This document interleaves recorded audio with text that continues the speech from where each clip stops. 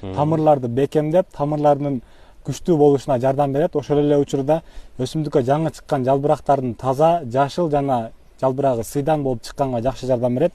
Ошол эле витамин менен Аллах Таала баардыгыңыздарга берекесин берген болсун. Туугандар, өткөндө биз Кулпунай жерге олтурузулгандан кийин 3-чү этабында 10-10 менен фульвостарды тамырынан бергенбиз, жана ошондой эле жалбырагынан сульфат магний бергенбиз. Бүгүн 4-чү этабында эмне бериш керектиги тууралуу Демагронун өкүлү болгон Нурсултан деген бир тууганыбыз кененирээк түшүндүрүп бермекчи. Ассаламу алейкум. Алейкум ассалам. Ассаламу алейкум дыйкан фермерлер. Биздин мындан биринки алдыңкы берген витаминибиз бул фосфор витамини болгон. Азыркы этапта бериле турган витаминдерибиз нитрат, кальций жана аминокислота, ошондой эле витамакс витаминдери.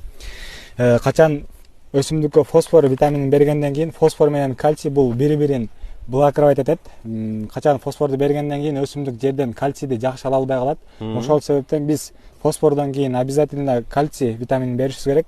Кальцийдин аткарган кызматы бул өсүмдүктүн боюн өстүргөнгө, рост өстүргөнгө, ошондой эле тамырларды бекемдеп, тамырлардын күчтүү болушуна жардам берет. Ошол эле учурда өсүмдүккө жаңы чыккан жалбырактардын таза, жашыл жана жалбырагы сыйдан болуп чыкканга жакшы жардам берет.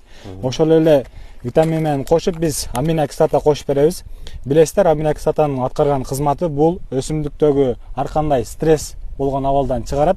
Ошол эле азыркы учурда күндүн температурасы дагы суук болгонуна байланыштуу бул өзүн жакшы көргөзөт. Ошол эле учурда витаминди дагы жакшы өсүмдүккө сиңдирип берет.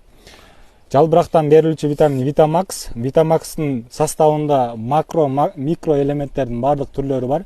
Ошондой эле деңиз балдырларынан алынган суюктук бар. Бунун аткарган кызматы өсүмдүктүн жашылданышына жана фотосинтездин жакшы жүрүшүнө жакшы жардам берет.